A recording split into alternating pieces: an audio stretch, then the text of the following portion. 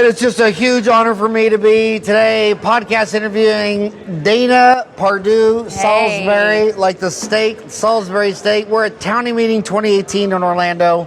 I've been a huge fan. Your mother is a legend. It must be very hard to grow up under such a big name. But you know what? You kind of been in dentistry for a long time now yourself. You joined Dentaltown in 2001. 2001. So how long have you been in dentistry? Well, actually, I make my 15-year full-time anniversary with the company June 1st. 15 years. 15 years out of college. You don't even look 15. I know. My gosh. Let me read your bio. Yeah. Dana Pardue Salisbury is the Chief Operations Officer of Classic Practice Resources, Inc., a practice management firm based out of Baton Rouge, Louisiana. A self-proclaimed dental brat, she began selling and setting up distributorships for the Metalift TM crown and bridge removal system at the ripe old age of 19. I think I have two of them. Yeah, those are the crown and bridge right? from Dr. Westerman. What's his first name? Robert Westerman. I've always wanted to podcast him. Yes. Tell him he needs to come on the show. Okay. Is he still selling that? Actually, no. 2 years ago, we spun it off to another company, and people still, believe it or not, they call our office for replacement parts and technical questions, and I'm like, well, since I have you on the phone, I'll answer those. I mean, it's fine. So. Well, tell Bob that I want to podcast him. Okay. She attended Southeastern Louisiana University, and after graduating, joined Classic Practices Resources full-time, moving up the ranks to her current position within the company. She primarily handles the administration tasks behind the scenes at Classic Practice, but is moving into the realm of service delivery through analyzing mystery shopper calls and lecturing on the results. She is married with 2 daughters, and in her free time, she is earning her MBA at Louisiana State University. Her passion is growing business, building leaders, and having fun. Her website is classicpractice.com. So you've been in full-time in dentistry for 19 years? For 15 years. Can I ask how old you are? But since I was 19, so I'm 37. God dang. Why do you look like you're 21? I don't know. Is it hormones? Are you on human growth hormone? Right. I give myself injections every day. I don't know. You couldn't say it's from eating gumbo because I don't think anybody knows what's in gumbo. Right. Well, no one really does. Right. I think everyone's recipe is, I think you just throw everything you have in the kitchen in a pot. Yeah, including like an egg. Literally a raw egg. You just kind of toss it in the middle. So, yeah. Yeah. So how do you, in dentistry, they're all listening to this podcast by themselves. Right. It's something like 98% of cars on the commute to work are solo. In fact, this ride-sharing thing could be interesting because when they start studying driverless cars and ride-sharing apps, there's 168 hours in a week. The average American isn't even driving their car 10 hours a week. So if you only had enough cars for perfect ride-sharing, you could probably get away with 3/4 of all the cars. Point being, they're all alone. They only know their problems. Right. They might think they're unique or whatever, but you get to see everyone's problems. I get to see everyone's problems, and you know what? They're not unique. So they're all the same. So go through the top 5 problems that people are having that they're calling Classic Resources to solve. I'm going to tell you one reason. There's one: bad leadership. I say this all of the time. You know, the ADA says that the average dental employee will be with your practice for 18 months. Well, where are they going? The ADA says that? That was 10 years ago. Yeah. But I guarantee it's right in line, right? We'll look it up. Well, if you find a source on that, email me that to howard@dentaltown.com. I will. Because that's an amazing stat. It's amazing, but people say, oh, well, no one really stays at my practice, okay? But what are they doing? They're going to another dental practice. What do they say? People don't quit jobs, they quit bosses. So what's happening here? Are you giving your team the tools that they need to answer the phone, interact with patients, the confidence they need when they talk about money? You know, all of these things, it's all built on the team. We're all depending on the team to run a full business. They have no MBA. And so you've got to give them the tools, and that's what we do at Classic Practice. We build good leaders, and it trickles down from there. And one of my favorite things to do is mystery shopper calls. So I pick up the phone, I call a lot of big name practices, and I always say the prettier the website, the worse the call it will go. Really? It's insane. So beautiful website. I'm like, oh, we're gonna have fun with this bad boy. So we call. I mean, look. There's someone that I called. It's not you, so don't worry. But they didn't answer their phone 4 times in a row. Their website says they're open 4 times in a row. So what's going on here? You know, have you given an ordering to answering the phone within your team? Like, in other words, is that phone ringing off the hook, and maybe, you've got 4 admin staff, they're all busy, and maybe your hygienist doesn't have a patient. Why can't they pick up the phone? Not necessarily handle the issue, but be a person that answers the phone. Someone is calling you. Your doctor spent big marketing dollars on getting that phone to ring. I'm writing down the questions. I'm not surfing Facebook.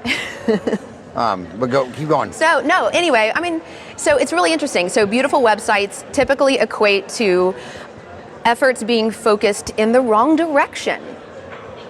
Then, anyway. So speaking of websites, though, I do appreciate a nice website. Not overly complicated.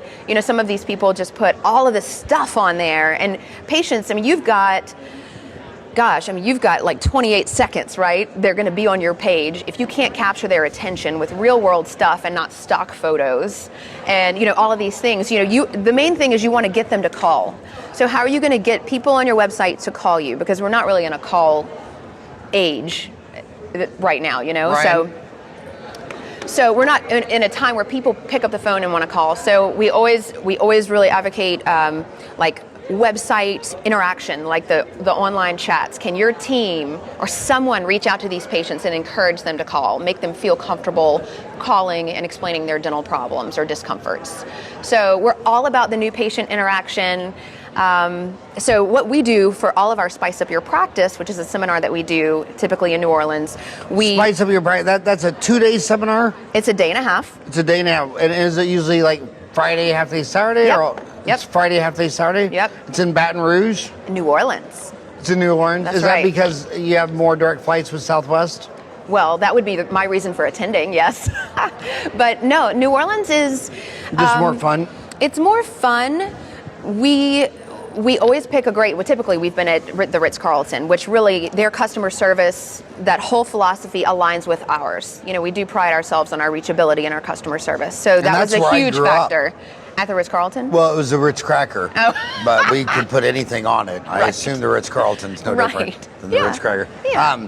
So they find the schedules at your classic practice? That's right. So anyone that signs up for Spice Up Your Practice will receive a mystery call. So anytime between the time you register and a couple days before the seminar, I might be calling your office and I want to check out the whole new patient experience. So that would be on your classicpractice.com, that'd be under training events? Yep. Do you want to come? I would love to. So the next one's July 13, 14, 2018. So then the April 27, 2018. That's an Academy for Scheduling Excellence. That's just a focused scheduling training seminar. So then we have another date in November. We do them about 3 times a year. 3 times a year? Yeah, just because I'm also kind of pimping Sandy out. So if if Sandy's not talking, we're not busy. Well, you said something very interesting. You said, so you said the ADA says the average dental employee stays 18 months. Yeah. Okay, well, Wall Street has been saying for years that the average employee in any of the internet companies is 1 to 2 years. Wow. Facebook holds them the longest at 2 years. Amazon holds them the shortest. Amazon's average employee doesn't stay a full year. Yeah. And Jeff Bezos is just burn them and churn them, light candles at both ends until they drop, then replace. Well, yeah, but go ahead. But it's the same with the patients. Yeah. So you look at this dentist who practiced from 25 to 65 in a small town, and he still needs new patients. He's been through everyone in the county 3 times. Right. And all of his patients today were in a different dental office last year. and they'll be in a different dental office next year. So it's they can't keep their spouses, their employees, or their patients. And whose fault is that? Well, it's never the man in the mirror. Right. It's got to be Obama, Benghazi, something. Economy. Yeah, the economy, the My trade bleaching, deficit. my bleaching discount wasn't enough, or whatever. It's the deal. never the man in the mirror. Right. So whose problem is it? It's the man in the mirror.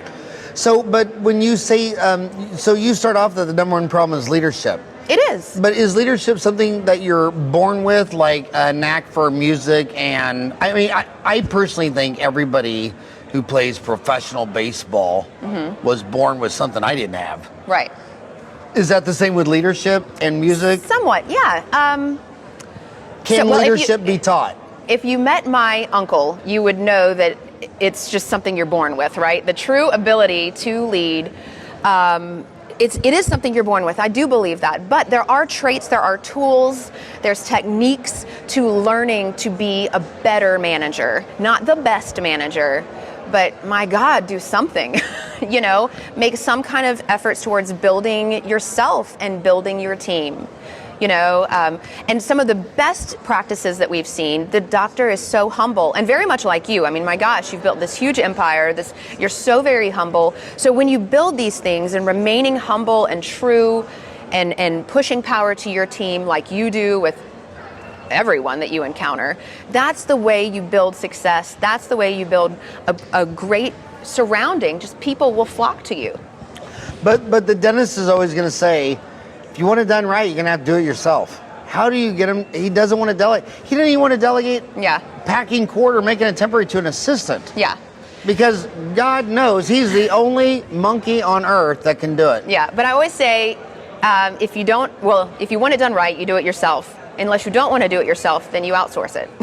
So if you can't be a good leader, find someone who is, that can maybe be the bad guy. Not that we're the bad guy, but we do have an artful way of helping the team understand, you know, why the business has to operate with certain overhead percentages and just, you know, what we're working with here. So we go in at a really great angle with the teams where they just understand in a different light. So, I mean, you know, if you can't be a good leader, if you don't feel that you were born with the traits and you can't do it yourself, find someone who is and partner up with them. So is that partnering with them meaning an office manager or partnering with another doctor? It could be an office manager. It could be a consulting firm or a personal life coach. I mean, my goodness. So there's all of these fabulous resources out there. Never has more information been available to us. You know, and I feel that there's a lot of people just taking information from the wrong sources and attempting it halfway, right? And so they're just going wrong in a lot of ways. So we're standing strong and just helping people, and it's just a huge reward to see where people start and where they end off. It's just great. A lot of people think when your office is flat, when you have high staff turnover, when your dreams aren't being made, that's when you need to go to Spear or Pankey or Coyce and add chairside milling or placing implants or learning Botox, or they're always that they always want to sell their. And I always thought to myself, you know why they like going to Scottsdale and Seattle and Key Biscayne and Ross now? You know why they like going there? Because they get to leave their town. They get to fly away in an airplane, look at the window and say, oh my God, my staff turnover, my patients don't come back, my overhead, my screaming wife and kids. And now I'm just going to go fantasize that all my problems will be solved with occlusion and TMJ and chairside milling. And I always say, turn that plane back around. Yeah. Go get your house in order. Right. And before you buy a $100,000 laser that Gordon Christian says the lamp laser doesn't even work, and you just bought it for $87,000. Chairside milling, you'll never make one chairside milling crown that your lab man up the street who only makes crowns for the last 10, 20, 30 years can do better and cheaper and faster. Get a consultant, get your house in order, then you're happy. Then you're not drinking Listerine. Then you're not eating Vicodin. Then you're not chasing, having affairs and getting divorced. I mean, if you get your house in order, your stress comes down. Right. Your money goes up.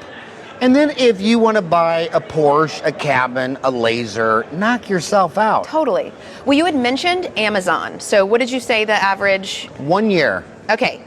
So it's really interesting because I read up a little bit about Amazon when I was doing my strategic management course. I'm getting my MBA right now. And if you read their mission statement, whatever it is, I challenge every listener to go just read Amazon's mission statement and don't do that. It basically says that they want to be the world's leader. They want to basically be everything to everyone. They want to be everything to Ryan, find me Amazon, Jeff Bezos, Amazon's mission statement. Text to me. Yes. So now this is what dentists are doing. So before you go increase your service mix and do all of these things, decide where you want to play and where you don't want to play. Who do you not want to serve? That is okay to name. You can't be everything to everyone. Specialize in implants. Stick with your core competency. If you close your eyes and say, what brings me the most stress, get rid of it. If you don't like doing certain procedures, if you don't like doing endo, stop. So no one's twisting your arm. So you're saying kill all my children and grandchildren? Yes. Wow, I never even thought. Well, not grandchildren, but children, right? Yeah. What are grandchildren? Well, I don't have any. They're your reward for not killing your children. Okay. Our vision is to be Earth's most customer-centric company, to build a place where people can come to find and discover anything they might want to buy online. So that is pretty much the most robust statement that anyone could ever make, right? So why would you want to be everything to everyone? He's obviously not leading successfully. So, to be continued. Amazon is a monster. But how will this end? Well, I'll tell you one red flag I have on Amazon is being the neatest thing about being 55 is you're never seeing anything for the first time. Right. Yeah, this is like the second or third rodeo on everything I say. Like when I got out of school, Orthodontic Centers of America out of New Orleans. Okay. What was his name? Lazarus. Okay. He was a good old Catholic boy from New Orleans. Now he lives in California. But Orthodontic Centers of America was on the New York Stock Exchange, $1 billion valuation. A dozen of them were on NASDAQ. They all imploded. Yeah. Why? Because they would buy an old man's practice like me, tell me I had to stay 3 years. They'd all leave 3 years and 1 minute later. Right. Then they replaced me with some punk ass kid. So the old guy was doing $2 million a year. The new kid was doing $1 million. They couldn't keep their doctor. So every doctor only worked there because they didn't have any place else to work. And the minute they had an option to leave or find another job, they all left. So they couldn't keep their doctors. So now they all went under. Now they're all back. Same damn game. Biggest stock market rise I saw, 94 to 2000. 4 stocks. It was Intel, Microsoft, Dell, and Cisco, and they were just doubling. And right when they would have doubled again and hit $1 trillion market cap, right, they all crashed. Went from like 5,800 to 1,600. So what do we see now? Amazon. It almost has $1 trillion market cap, and it doesn't have any profits. Right. And then SpaceX. Tesla. They sell one car and their stock doubles. And so you look at these valuations, and again, they're valuations based on no profit. And everybody's like, Amazon's going to be the first $1 trillion market cap. Okay, it's not going to happen. Right. With no profit. Yeah. So you keep seeing these rodeos over. So FANG, Facebook, Apple, Amazon, Netflix, Microsoft.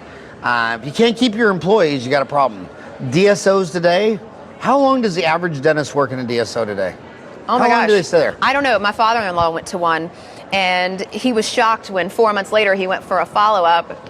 His doctor that he liked so much is gone. So what are you going to do? So that's what I want to tell the kids, because a lot of kids have this fantasy that when they graduate, they're going to go work for this big DSO. They're going to work 8 to 5, live happily ever after. That would be an awesome story if the people who graduated from your same dental school over the last 5-6 years did that and they're still working there. Yeah.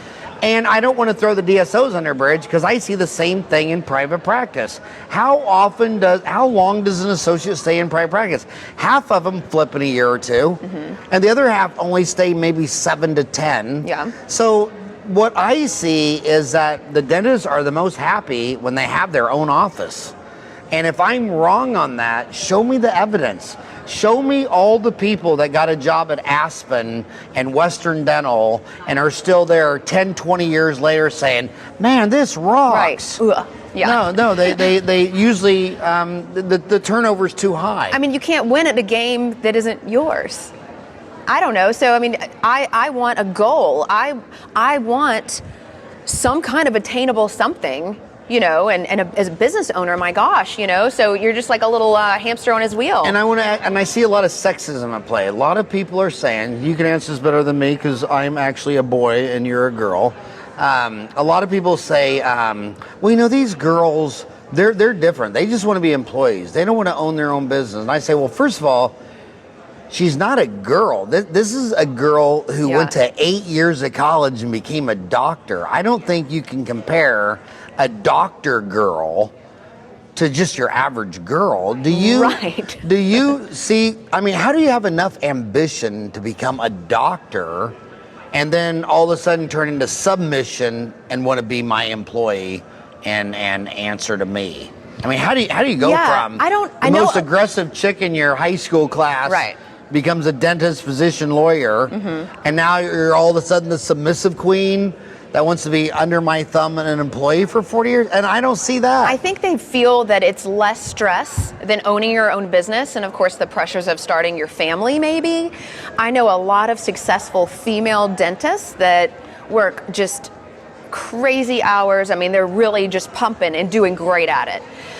But I also know a few females that are going through dental school and have no intention of practicing. So what's with that? But in dental school, you can have no intention of practicing because you have this fantasy that it's you're going to have it. But then when she goes to Wally World and finds out that she's, you know, that 30% of her cleaning should have been perio, and she should be putting perio chips in these pockets, and she's being told what to do. Then her fangs come out and her carnivorous teeth get sharper, and she's not having. She leaves. I mean. That's just all I've seen, and from going not just now, going all the way back to the Orthodontic Centers of America days. I mean, so yeah, little kids have that problem where they have these fantasies, like I'm just gonna graduate from high school, then hike around Europe the rest of my life and just live on the side of the road, and it just doesn't. It's not real. It just doesn't quite work out like you thought. Right, exactly. And then I see them when they get into those situations that they're not happy. It's insane. And so a lot of the times, like what you're describing is when they graduate, work for DSOs, a lot of these female dentists that I have seen, I'm not saying all, they decide just to become a mom and not work. You know, so why go through all of that and not do something great with it? Not necessarily practice dentistry, but there's other wonderful things that you can do in this great industry. If you hate it that much, or if you don't want to do it, there's many other options. So, what percent of women dentists that marry male dentists in their class, as soon as they start having children, stop practicing? Oh my! I mean, it's a huge amount. Yeah, it's a huge number. Yeah, it's a huge number. Yeah. Which, I mean, you know, that's each woman does her own thing with motherhood, but I prefer and always have just to keep working. I'm a better mom that way. Just a better mom that way. Well, you're a better mom if you're happy. Right. That's why when people say the divorce is bad, well, no, a kid doesn't want two miserable parents. That's right. What a kid needs is two happy parents. Yeah. And if you're happy working, or you're happy being divorced, or they need you happy and healthy and functional. Totally. So what are you teaching at your Spice Up the New Practice day and a half in New Orleans 3 times a year? So of course the mystery shopper calls. What we do is we don't blast any office specifically, but I will review anonymously some experiences. If you ever mystery office call My Today's Dental, you have full transparency rights. You can record it. You can post it. You can put it online. We got it on film. Yeah. No, I'm serious. I'm sure it'd be great. Because you know what I feel the most lucky about? So many people say things they don't know they're wrong. The benefit of having a monthly column since 1994, from lecturing, from doing podcasting, what I love the most is when someone points out to me, no, that's wrong. I mean, I am just as interested in taking out wrong information as opposed to just putting in more right information.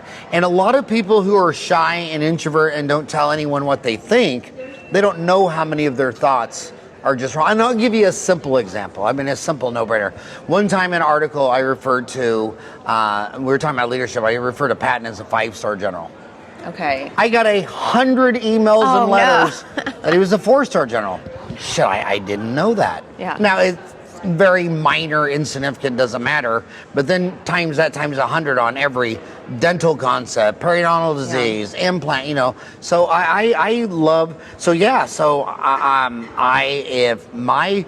if my Valerie's answering the phone call wrong, shit, Valerie wants to know, I want to know, Dawn wants to know. How can we know. fix this? Yeah, right. I'm not going to sit there and say, oh my God, she exposed me. I'm a short, fat, bald fraud.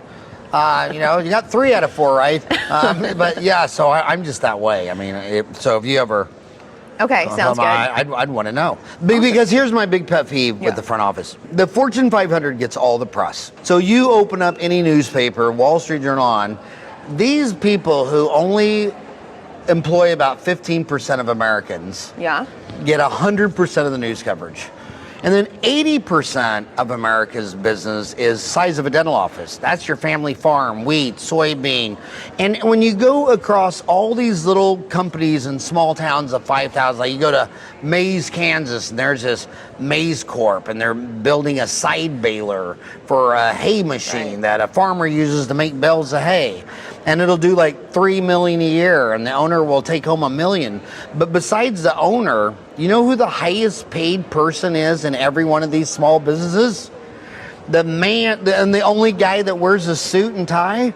Outbound sales, calling you to try to get you to buy, whether it's whatever it is. And then who answers the phone? That's inbound sales. Right. So the receptionist is the only one in a suit and tie, highest paid job. That's the 6-figure income in this town of 5,000.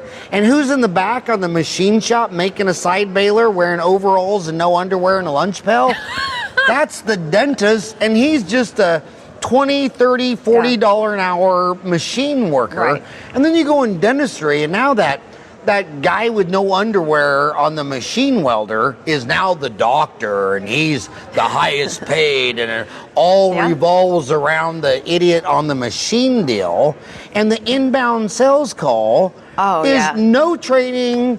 You're spot on. The doctor went to 8 years of college. The hygienist went to 4. My assistants went to 1 year and a certified dental assistant. The receptionist just found off the street. Oh yeah, she was a waitress at Macayo. She'll be gone in 2 months. Yeah, and so you're in charge of all inbound sales, all out. Oh yeah, you just make the entire company live or die. So we won't train you. We'll hire anybody. And then we won't value you at all. And we won't value you. And then I'll come in, and my first greeting to you this morning is like, well, what the hell happened to my afternoon? What are you up here smoking pot? My God, why did I have a 2-hour opening? It's their fault. Yeah, so the first thing doctor does every day is goes and rips her a new one. Yeah. So it's completely backwards. It's just ludicrous. Yeah. So how do you change that around? So is that part of the spice up the It's a lot of it, and I think that really does surprise them on midday, the first day where they hear about their mystery shopper call results. But even with our consulting clients, I mean, my gosh, it's day one, the first day of training. It's just leadership and management. If you're not a spouse, a dentist, practice owner, or manager, you're not in there, and we're breaking the news to them. You guys, this is like an intervention, and we've got to build up from there. Everyone knows it's the foundation of the entire business, and everything else falls on their shoulders. Everything. So it's not that the receptionist is a little hussy and she doesn't do her job and she's chewing gum at the front desk. Guess whose fault that is? Did you ever tell her she couldn't do those things? So it's amazing. Yeah, I always believe that if you're going to have the best employee in the office, it should be the office manager or receptionist. And because the bottom line is, if a dentist does an average root canal, an average crown, an average filling, the patient will never know it. Right. I mean, they wouldn't even know. It's like okay, I've had my tonsils had no job when I was a kid. I remember that. I've had my wisdom teeth out, and now that was a nightmare because I was in dental school. So I let my best friend pull all four, and each one took like 1 hour and one appointment of him breaking everything, and God. I really thought all 4 times he was going to actually tear the corner of my mouth, but I mean, they just don't know. I mean, if you had your appendix out or your gallbladder out, you wouldn't know if he did it right or not. So all the dentistry is completely invisible. All they know is if you hurt them or not, right? And if it looks pretty or not, and as long as it worked and stayed in and pull out. But the receptionist is the most undertrained, most valuable player in the whole thing. You know what else I really, it's just such a pet peeve, is when a practice has like 2 administrative staff and one of those is named an office manager. And so we'll say, okay, well, what duties do you have that pertain to being an office manager? Well, I've been there 15 years. Well, do you hire? Do you fire? Do you handle the marketing, or are you in charge of training, CE? Like, what do you, nothing. So, and with that naming of the position, here you go with your overhead costs getting out of control. People say, oh, I'm an office manager, but you're not an office manager. You're just not. So we help divide those duties. If they're really an office manager, relinquish the hiring and firing doctor. Give her the training she needs to be an office manager. So what should an office manager do? What should they say? Hire, fire? Hire, fire. They should train. They should be in charge of seeking out good training resources if they don't have them. They should keep the office manual up to date. I mean, gosh, twice a year. I'm going to stop you right there.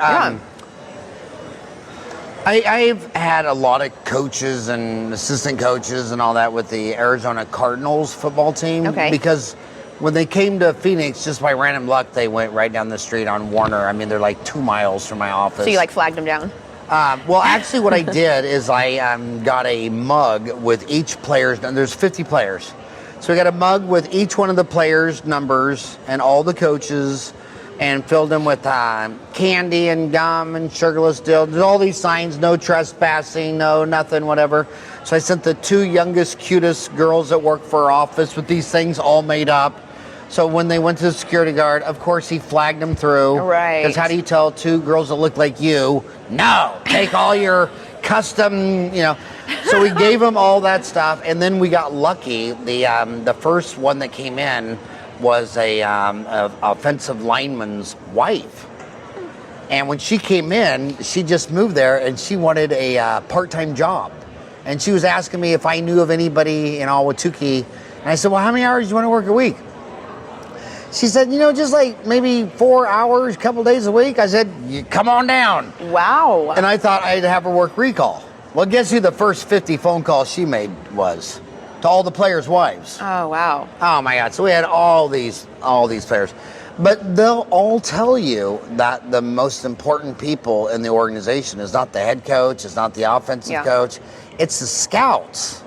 And they have one scout, and he knows the name, and he's met and shook hands with every quarterback that could ever possibly play in the NFL.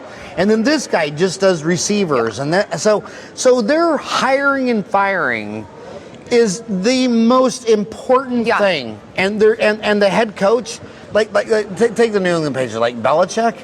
He doesn't know. He's not studying all those players. No. He didn't have the time of day to do that. Right. I mean, one guy, they might have 2 guys that just do quarterbacks. Right. And so then I'll go in office and say, okay, well, your average hire and fire, your average hire for the last 10 years that you've been opening only stayed 18 months. The turnover is high. Who's hiring all these people? Right. And Doc says, well, I am. And I'm like, okay, you suck. What has to happen for you to say, I'm not good at this? Now, I know when I go on a basketball court and I try to do the Michael Jordan 360 slam dunk, after one attempt, I know I'm not good at that. Yeah. And then I go out on the golf course to do my Tiger Woods hole-in-one, and then I can easily see I'm not good at that. Right. I mean, I never ever think I'm going to play in the NFL, the NBA, or give Tiger Woods. I'm right there with you. So why can't you see that you're not good in hiring, firing? Right. I think I'm good at it, but I don't do any of it because I know Lori is much better at it. And after Lori, it's Dawn. I mean, I don't think I'd make the top 3 in my company in hiring. So I don't do that because I can see. That's very wise. I can see. So why can't the dentist see? I mean, you see you suck at golf. You see you can't dunk a basketball. You see you can't make a hole-in-one. You see Tiger Woods. You see. Why don't you see all your hiring? Why don't you track that? And then another thing I'll ask Dennis, I'll say, how long has your average employee worked for you? I mean, you should know your employee turnover. I mean, you should be able to say right off the top of your head, my average employee that I have on my team right now has been with you, what, 2.2 years, 3.2, 4.5, 6, 8, and I can tell you that employee turnover, who holds their employees the longest? Well, in the airline industry, it's Southwest Airlines, because they make the most money. Employee turnover relates to profitability, and when people talk about staff training, the best way to train your staff is not have to hire a new one every 12 months. Invest in the person. Yeah. And that's totally okay. And, even when you have a new hire, is it fair just to, just release them into the position? Of course, very little training, obviously. That's the most obvious what we see. But what about other follow-up and other engagement with this person? Are you taking them to lunch maybe like day 2, day 3? Get a feel for them? I mean, you've invested a lot of time in finding them. I mean, gosh, the ads or whatever. It's a lot of resources. So not only that, if you give them a bad start and they quit, guess what? Now you have PR disasters like everywhere, right? I mean, these days with Facebook, I mean, all of that, your reviews, it's everything. So all of these things, all of these actions are more important than ever before. So you've really got to follow up and touch base with these people. So a real office manager, a good office manager, when she's hiring, she's going to be excited about the place she works at. She's not going to be like, here's your application. So when I'm looking for someone, I say, look, I've worked here for almost 15 years. This is the best place to work. We have a fun vibe. We get stuff done. And, we have a good thing going on with our team. So guess what? Now they want to work there. I mean, this is a two-way thing. They can decide too. So that important kickoff is just everything. We've seen, there was one office that had limited parking. They had a new employee who was pregnant, and they put her parking down the street on one of her first weeks, pregnant, walking down the street. And, without management involvement, would that have been discovered? I mean, this is insane. This is not okay. So all of these things, a lot of these crazy little whatevers happen behind the scenes, and remaining in communication with your new team members will keep them guarded in case you have some bad seeds in there too. So there's a lot to that. Okay, I want to change subjects completely. Mm-hmm. I have another pet peeve, and you're going to be a big part. My dream is that you're going to be a big part of this solution. Okay. So when we talk about practice management software, when you go into the Hilton, like we're at right now, they just have a strip down. These are the 9 things they do to check you in, and they can't check you in until they've checked off their deals. Right. When they check out, it's 7 things. When I take my car to Hertz Rent-A-Car, it's so streamlined. The guy's on a iPad, and he just, what is your mileage? What is your name? And then you go open up. The number one practice management system is owned by Henry Schein. It's Dentrix. It's about a third of all dental offices. Yeah. Number two is Patterson. They own EagleSoft. It's about another 25% of practices. And they got 40,000 million gazillion features. And if you use their own software and go to report generators, say what percent of this never even been used, it's like 80%. Right. And you try to go talk to the CEO of Patterson, of Dentrix or EagleSoft. Yeah. It'd be easier to have dinner tonight with Trump. I mean, I could probably get Obama to come to my house and spend the night for the weekend before you could get Dentrix to return a phone call.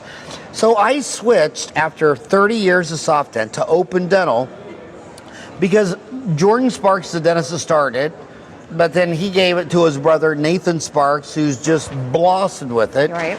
Nathan Sparks been on the show. He totally gets it.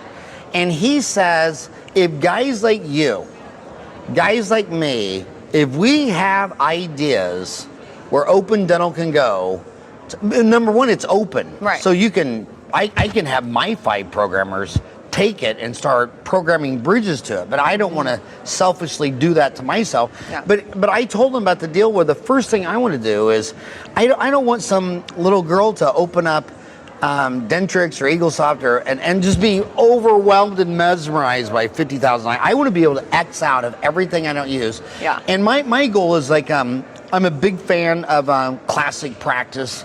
I'm a big fan of you.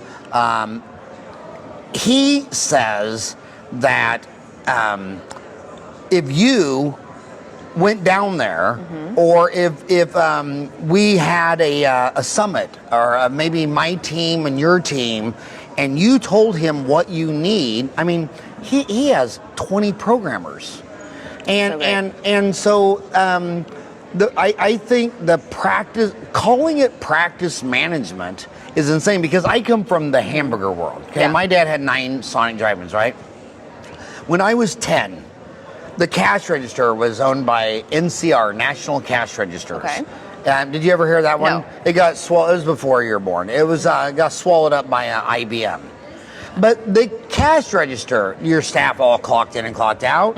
When the meat man came and delivered 10 boxes of 50 patties each, you enter that into your cash register. Right. At the end of the day, you pull out the paper strip and you say, you knew more practice management when I was 10 It's and called, a Sonic drive-in. Keep it simple, stupid. I know. Like, oh my gosh, what, I tell people, if you own Dentrix, whenever you get the bill for Shine, don't pay it. Right.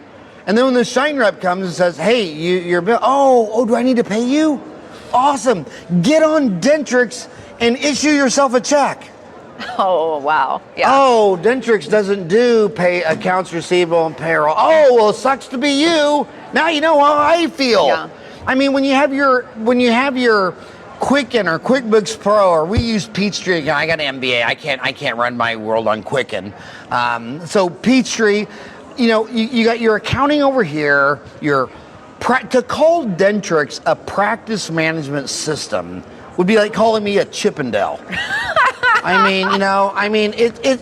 It's so insane. And then you go to You're correct. Arby's or McDonald's, and here's McDonald's.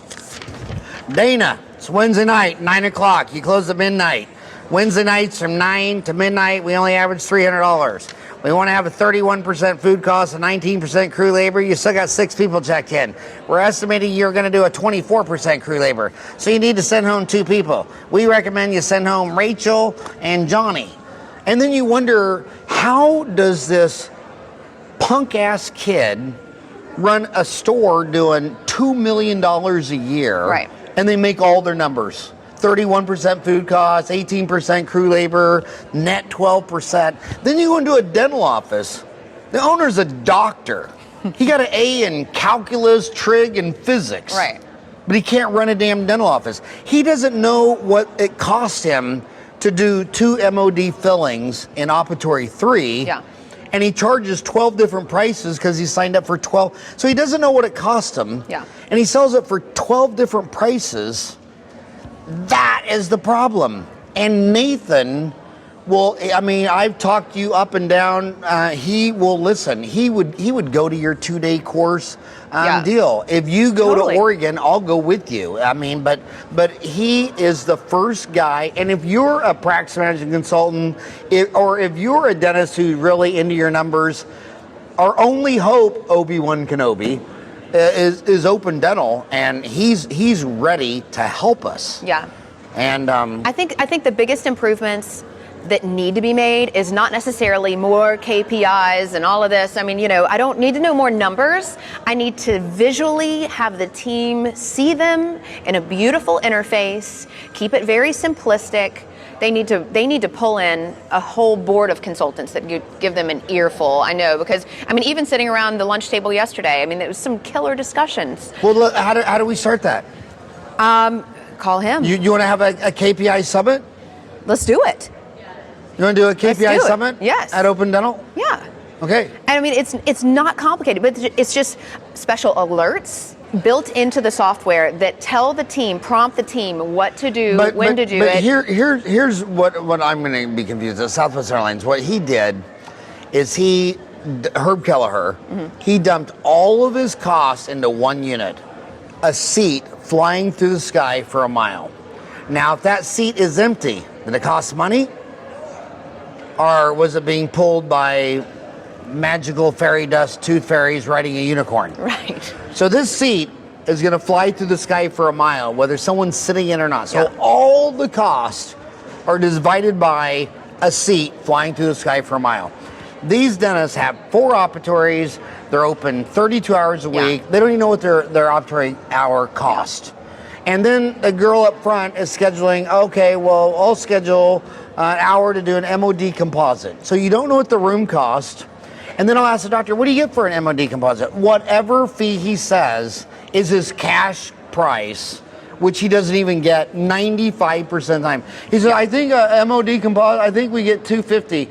Dude, this is a PPO, you get $125. They scheduled an hour for $125. How much does that room cost? I don't know. So when you're selling a bottled water and you don't know what you paid for it, and you're selling it for 12 different prices, which the most amazing thing on the PPOs is the lowest PPO to the highest PPO is a 50% difference. Like it might be $120 for an MOD composite, and the most expensive one's $240. So it's like, well, dude, if you had 50% overhead, you'd have to know this one you're doing it for free, and you don't have 50% overhead. Right. So do you realize that these bottom 3, you actually are taking a $20 bill and shredding it to do a $120 MOD? Right. So if they don't know what it costs, and they don't even know what they're selling it for, because it's at least, how many PPOs did you say the average dental office is signed up for that you work with? Oh gosh, probably. I'm seeing people trying to drop them. So probably like 3-ish. They're trying to drop them. Okay, and say it was only 3. Yeah. Do you think what percent of the staff would know the 3 different prices? None. For all the procedures? 0. Yeah. 0. Yeah. So I think that's a huge issue. So is there an accounting software that you recommend? We haven't really gone into that realm. No. Yeah. Because see, I've asked my team if they could go to Quicken Pro, and they showed me the tree they would lynch me in. And then they picked out a casket and a barrel, even though I refuse to be buried in a casket. No, I refuse to be cremated. Right. I don't believe in cremation or a casket. So I believe that you've been eating all these plants and animals for years, and to cremate you and turn you to radiation to be thrown out into the cosmos is kind of sad. To put you in an aluminum box, that's pollution. You should be buried in the ground and let all this return back to farming. The Indians used to put 2 fish by a corn. Everything I've eaten, all the nutrients should be returned to the soil, or throw my ass in the Mississippi, and you might see me floating by Baton Rouge someday. There'll be a hand going down the river. You'll be the cleanest thing in that water. So. I'll be the cleanest thing in that water. You would be willing to talk to Nathan Sparks? Yeah. Okay. Absolutely. I'm going to hold you to that. Yes. I'm going to hold you to that I like it. Because growing up in franchise, and I don't care if the franchise is a Long John Silver's, Yeah. a Hyatt Regency, or a Hertz Rent-A-Car. They just have better data to make better decisions. And what's really cool is we are this close, not only to driverless cars, but machine learning, artificial intelligence, where not far down the road, the next generation dentist, they might have a voice saying, Dana, you have an opening at 3 and Megan's been trying to get in for 2 weeks. Why don't you call Megan and see if she can come down now to get her crown done? Exactly. You know, instead of waiting on a silverback gorilla without a tail to think of that. Right. You know, you'll have machine learning, artificial intelligence. And that's what we've got to do. We've got to automate these things because the people are so concerned about new patient numbers. You know, what comes first, the chicken or the egg, right? So why would you spend money on marketing when you're chasing away every person that walks in your door? Let me. I want to go to a whole new area. But you need marketing. See your face. The more expensive it is, the more stressful decisions. Yeah. You've dealt with, you know, more $1 million practices than probably anybody I know. Mm-hmm. Do the $1 million practices, are they most likely to have a CERAC machine, a laser, these heights, you know, when you come out of school $350,000 in debt, you get stressed over Right. a $150,000 decision to have a CERAC Right. machine, or a $100,000 decision to have a CBCT, or a $100,000 decision to have a laser. Do you associate these big, expensive, high-tech toys with success, or is success not dependent on those? It's not dependent on those. Now, while it is quite important to remain abreast of the technological advances and relevant, you know, and all of these things, it really is. But, you know, we're going back, we're looking at chair time, the value of what procedure are we doing in here, and sticking with your core competencies. So are you going to pump out a bunch of porcelain crowns? Is that something that you really, really want to do? If so, do it. But that's not what I'm seeing in these high dollar practices. They have this equipment and they outsource. So what, you know, but it's all in how you schedule, and that's really where Sandy's specialty comes in. But it's in how you schedule, and it's not taking up chair time. So while you're waiting for that crown to be built, you better be pumping out on another room somewhere. Let's move that patient out. Let's keep going. I mean, right? So you've got to think differently, pump people through, right, and just not hold up a lot of chair time while you're waiting for a crown to be made. Chairside milling holds up the chair for how long? I mean, you tell me. But I mean, what do you see in the field? A couple hours. I Yeah, mean, my yeah. gosh. All the lecturers. 1 hour. No. Yeah. You'll see a unicorn run into the tooth fairy twice before you see someone Right. do that in an hour and a half. It's 2 if they're good. It's 3 if they're average. And it's 4 if it's their first 1,000 crowns. Yeah. And have you ever seen a patient sit in a chair from 8 to noon? Yeah, they'd rather be in a car wreck. They don't want to be with you. Yeah. They don't want to be with you. So, So, you know, what are you gonna do? so yeah, I mean, it just seems like they're always going to fix their problem by buying a high-piece technology, and I have yelled at them for 1,000 shows. Get your house in order. Patients don't care. Dental office consultants. Your patient with 3 teeth, or prospective patient, right, isn't sitting there going, I'll go to the dentist for the first time ever if they only have this one laser. Yeah. It's not what the patient is originating in their brain, unless it helps you do your job more efficiently and better, and you can still run your business productively. Then I want to ask you another whole different subject. When a cottage industry is when no player has 1% of the market. So if you look at dentistry, there's 211,000 Americans alive with an active dental license, but there's only 150,000 offices open. That's about 120,000 general dentists, about 30,000 specialists. The biggest office chain, Rick Workman, 800 locations. You would need 1,250 to have 1%. So dentistry is a total, no different than cotton, soybean. Nobody grows 1% of all the wheat in America. It's all cattle, dairy. Yeah, right. These are all cottage industries. And in the cottage industries, they always talk about advertising for a new patient. yeah. But then when you get to the Fortune 500, you start dealing with Southwest Airlines and Chase. They don't want a new patient. Hell, everyone's flown Southwest once. Right. They're all into loyalty programs. They're all keeping customers for life. Yeah. With credit cards, incentives, and frequent flyers.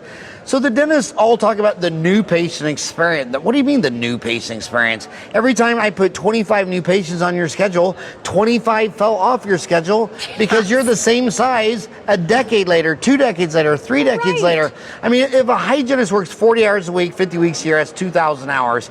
She could clean 1,000 people twice a year. So if I put on 30 new patients a month, then every 3.5 years, you'd have another hygienist. 3.5 more years, you have another. So the first 10 years, you'd have 3 full-time hygienists. At the end of 20, you'd have 6. Yeah. At the end of 40, when you're getting ready to retire, you'd have 12 full-time hygienists. And guess what? You still got Bessie 3 days a week. So how do you get these guys to go from focusing on, because here's what they always say. Well, I don't know if I need a consultant. Because if I could just do advertising and get just 10 more new patients a month, Right. fix all my problems. So I've already paid my rent, mortgage, equipment, bill, computer, insurance, malpractice, professional dues, updates. If I just had 10 more patients a month, it'd be nothing but net. I'd get rich. And it's like, so how do you switch them from the worst drug on earth? It's worse than heroin and crack and cocaine and whatever Michael Jackson and Prince were on. It's the new patient. Because the new patient covers up all your problems. So, and if you just fix all your problems, you wouldn't even need a new patient. So back to software, they don't fully utilize their software. So we say, pull me a report for patients that haven't been in 13 months or longer. It's a very simple report, but no one is pulling it. Really, How many of them even know how? Well, most don't. Well, I have to ask Sally at the front desk. She's been with me 2 days, and I have to ask her how to pull this report, right? Yeah. So, but you pull the report, and they go, "Whoa, wow." So while some marketing is important, you're bleeding out over there. You've got patients right here. Reach out to them. And your team need to know any kind of downtime. If they want to work extra hours on a Friday when you're closed, send them to the office. Give them a list of people to call. Just pick up the phone. And when you're advertising to you, and you don't know me from Adam. Yeah. How is this little ad trying to sell you me and our story? These are people that have already met you. Yes. They've been in your office. They shook your hand. They know your staff. You their dentist. I know. They're the most low-hanging fruit to get back into your office is someone who's ever been in your office, yet they're advertising to Africa, Asia, and Australia, and Antarctica. Yeah, and I won't make any friends saying this, but I'm not here to make friends. So we see where they fall out is with these texting and these lame little reaches, right?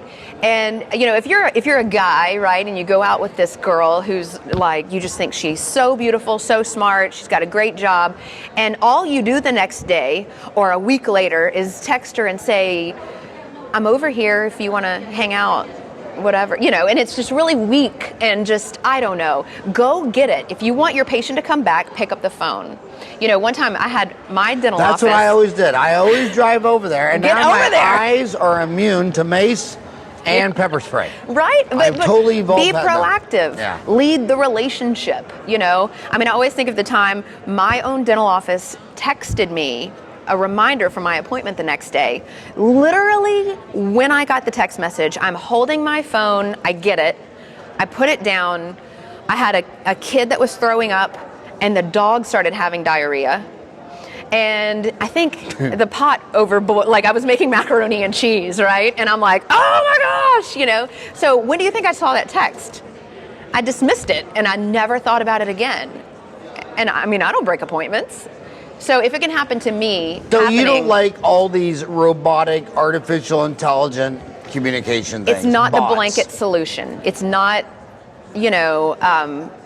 my husband gets texted, and he'll text me and say, "I just got a text, and they want to see me tomorrow. Can I go?" And I'm like, I don't know. What does your meeting schedule look like? So, but I'm his event coordinator, and he knows that. He knows to run everything by me first. But it's. I don't know. I feel like there's better ways to reach out to people. I love a good phone call, and it takes the same amount of effort as going in the software and clicking a button. Just pick up the phone. If you got good numbers, you're going to reach them. You're going to know if they're coming or not. So, but it's this ownership of the schedule, and that's what Sandy preaches all of the time. Just own the schedule. Every 15 or 10-minute slot has a real dollar value to keep the lights on. Yeah, and all I'll say on this deal is that, my God, whoever answers the phone has got to be your best person. Yeah. Who's ever calling that patient has got to be your best person. And I'll ask a dentist, what percent of your inbound calls went to voicemail? You don't even know. Then I'll say, what percent of the calls that went to voicemail no one even listened to? You don't even know. Correct. And what are you doing this weekend? Oh, you're going to a bone grafting course. Who would have guessed? And your $1 million question is, should you do Strawman or Noble Biocare or who gives a shit again? I mean, it's just the business of dentistry is so important, and I don't know if it's because they're not interested in it, or because I think it's personally they're just wearing so many hats. They're wearing hats, but most are not good at it. Yeah. So if you're not good at something, I'm not good at dodgeball. Do you think I want to play dodgeball? And then here's another thing I'll see. It'd be like a woman dentist, and here she's in her dental office, and her husband is in sales at some company making $80,000 a year. And I'm like, hey, bozo, if he was your office manager and you grew this thing from $750 to $1.5 million, instead of you making 80 and your husband making 80, the whole office might net 400. Now you're each making 200. Right. And I see so many spouses that are getting underpaid, as opposed, that spouse owns half your business. If you don't believe it, get a divorce, and you're going to find out in an hour right. that you don't own half of your business until you write a big fat check. So, or get an office manager. We always say that, my Lori, she's been with me, she's coming up on 20 years. Yeah, we're like Batman and Robin, Mickey and Mallory Knox, Bonnie and Clyde. She knows what I'm good at. So I do all the toilets, dirty dishes, I pull weeds. She knows what she's good at. And as far as staff training, when you got Ken, who's been with you 20 years, Don's been with me 20 years, my accountant Stacy's been with me 20 years, Lori's been 20 years. You don't have to train employees like that, and because they've been there for decades. And then the people that are there next in line have already been with them 7 to 10 years. And you just, but you're right, it all starts with leadership. And it also starts with priorities. When your house is on fire, that's not a good time to go to the grocery store. That's right. And when your house is on fire, that's not a good time to add sleep apnea and Invisalign. Yeah. It seems like, true or false, the average guy I know that collects $1 million, low overhead, takes home $250, pretty much just does cleanings, exams, fillings, crowns, and simple endo. Right. And doesn't completely agree. And doesn't do implants, bone grafting, Invisalign, retreats, half his molars, all second molars. And what is he do? But what is he doing right? Oh, his new hygienist, been there 7 years. The girls answering the phone are just lovely ladies who could talk to a tree. Anybody that walks through, you don't have to give them a script card to say, how's the weather, what's going on. They're just personable. And I have always said I can feel it. I can feel $1 million practice the minute I walk in. Mm-hmm. It's just fun. It's alive. You just feel the energy.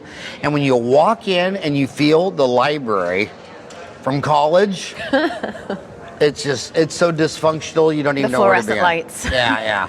So, just you can feel it, man. You can feel it. Can you feel $1 million practice when you walk in? I can feel $1 million team away from their office and at a convention. Yeah. I know it. You know it. Well, hey, big fan of yours. I can't believe you've been doing it. 19 years now? Well, since I was 19. How many years you been doing it? I don't know. Well, 18 years. 18 years, and That's scary. And you're 37. But I went to college. But no, we're at Townie meeting. Yeah. This is the 16th one? Yeah. Okay, your mama was taking you to Townie meetings. I mean, I'm trying to remember how little you were when I first met you. I wasn't that little, but you, that's okay. you were a high school. Yeah. Do you remember how old she was the first time you took her to a Townie? Second and how meeting. old would she been? Sandy has to do the math. 2022, Oh, yeah. 22. Okay. But you think she looks young now? You should have seen what you looked like when you were 22. I mean, Right, I looked like I was 10. Yeah, when you were 22, you looked like you were 12. That's right. And now that you're 37, you look like you're 21. But big fan of you. I really hope you're helping a lot of dentists big time. Thank you. But I really, really, really, really, really hope you get involved with Nathan. Yeah. And by the way, I have no money for Open Dental. If I personally flew to Provo several times. I've gone to Dentrix user meetings. I've flown to Effingham. You know where Effingham is? It's in the middle of effing nowhere to talk to these people, and they don't care. I mean, they don't care. And this is, and I use SoftDent, which originally was owned by Kodak, and then, it's been Carestream or whatever. But the only reason I switched to Open Dental is because the CEO actually has a mission. He wants to help us run our dental office better, faster, right. Easier. And I told him that I could deliver people like you. And so ready. Open Dental is the movement. If you're a practice management consultant, if you're really on top of your numbers, maybe you're the dentist's spouse. Maybe your dentist is driving to work right now, and you're his wife or husband, and you're like, I really want to do these 3 things. Mm-hmm. And remember, if you wanted to add 3 things, I want to be able to turn off 3 things, because I don't want my team opening up a window with 40 million options. I want a streamlined, stripped down, so that everyone can do it. Make it easier so they can spend more time on the phone bonding with the patient. And on that note, thank you so much for coming to Townie. And I have a story for you before we end, and I think you'll like it. Now, it's a true story, and it was from Shel Silverstein. Do you know this one? Nope. All right, get ready. Oh, the crocodile went to the dentist, and he sat down in the chair, and the dentist said, "Now tell me, sir, why does it hurt and where?"